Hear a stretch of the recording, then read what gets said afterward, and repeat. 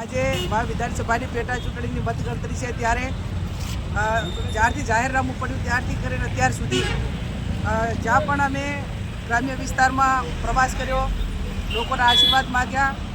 છેલ્લા 7 વર્ષથી હું ધારાસભ્ય તરીકે અનેક ગામોમાં જઈને નાના મોટા કામો કર્યા અને કાયમી પરિણામ કોઈ પણ પ્રકારનું આવે પણ અમારો કાયમી લોકો સાથેનો નાતો લાવી રહ્યો છે. કાયમી જનસંપર્કમાં રહ્યા છીએ. એટલે વાવ વિધાનસભાના મતદારો, સર્વ સમાજના મતદારો કોંગ્રેસ પાર્ટીને આશીર્વાદ આપી અને કોંગ્રેસની હેટ્રિક નોંધાવશે.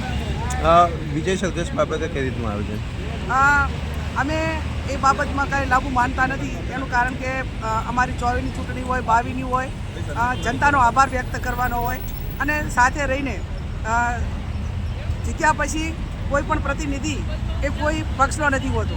એ સર્વ વિસ્તારના તમામ સમાજના અને સર્વ સમાજના મતદારોના નાગરિકોનો હોય છે. તો નાગરિકોના હિતમાં સર્વ સમાજને સર્વ પક્ષીય સાથે મળીને કામ કરે એ પ્રણાલિકા અમારી કાયમી રહી છે અને આ વખતે પણ રહેશે. લીડ કેટલી? 5000થી ઉપર અને 10,000ની અંદર કોંગ્રેસ પાર્ટી વિજય બનશે. ઓકે, આ બાજુ આવે થોડા બસ. ભાઈ રેડી? મતગણતરી શરૂ થઈ ગઈ છે, કઈ રીતનું જોવો છો? આજે સમગ્ર વાવ વિધાનસભાની જનતાના જનાદેશનો આજે જ્યારે મતપેટી સ્વરૂપે જ્યારે ખુલવાની છે ત્યારે મને વિશ્વાસ છે વાવની દેવતુલ્ય જનતા ઉપર એ સળંગા ત્રીજી વખત કોંગ્રેસ પાર્ટીને આશીર્વાદ આપ્યા હશે. શરૂઆતથી જે દિવસથી ફોર્મ ભર્યું ત્યારથી આજ સુધી વાવના તમામ સમાજના સર્વ સમાજે આશીર્વાદ આપ્યા છે અને પૂરો વિશ્વાસ છે કે આજે ચૂંટણીનો જે પરિણામ આવશે તો કોંગ્રેસ જીતશે. હું આપના માધ્યમથી સમગ્ર વાવ સોયગામ બાબરની જનતાને વિનંતી કરું છું, ચૂંટણીનું પરિણામ આવે ત્યારે શાંતિપૂર્ણ માહોલ બની રહે. કોઈ વ્યક્તિ, કોઈ સમાજ કે કોઈ પક્ષ બાબતે ટીકા ટિપ્પણી કરવા ચૂંટણીમાં જ્યાં સુધી વોટિંગ થાય ત્યાં સુધી બધું હોય છે.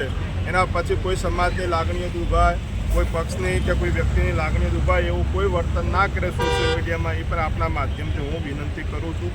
અને વિજયના વિશ્વાસ સાથે અહીંયા ગણતરીમાં આવ્યા છીએ અને 100% પરિણામ કોંગ્રેસમાં આવશે. લીડનો ટાર્ગેટ કેટલો? જેમ જ્ઞાનીબેને વાત કર્યું કે 5000થી ઉપર ને 10,000ની આજુબાજુની અમને લીડ અહીંયાથી મળશે સમગ્ર વિસ્તારમાંથી વિશ્વાસ.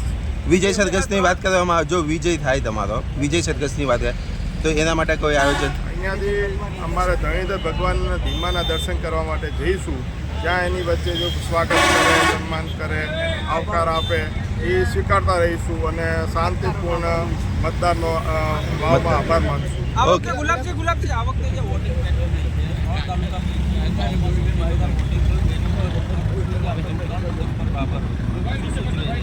દેખો, વાવ અને સોયગામનો અને બાબરનું ત્રણે પેટા ચૂંટણીમાં આટલું મતદાન થવું બહુ મોટી વાત છે અને એમાં ખાસ કરીને વાવ વિધાનસભા, વાવ તાલુકા, સોયગામ તાલુકામાં ખૂબ સારું મતદાન થયું. બાબરના લોકોએ પણ સારું મતદાન કર્યું છે. એટલે લોકશાહીના પ્રવાહની બધા ઉજવણી કરી છે.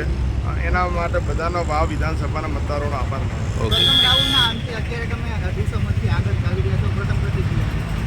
આ શરૂઆતથી હું કહું છું કે શરૂઆતથી લઈને છેલ્લે સુધી પરિણામમાં અમે લોકો કોંગ્રેસ પાર્ટી આગળ રહીશું. Okay, thank you.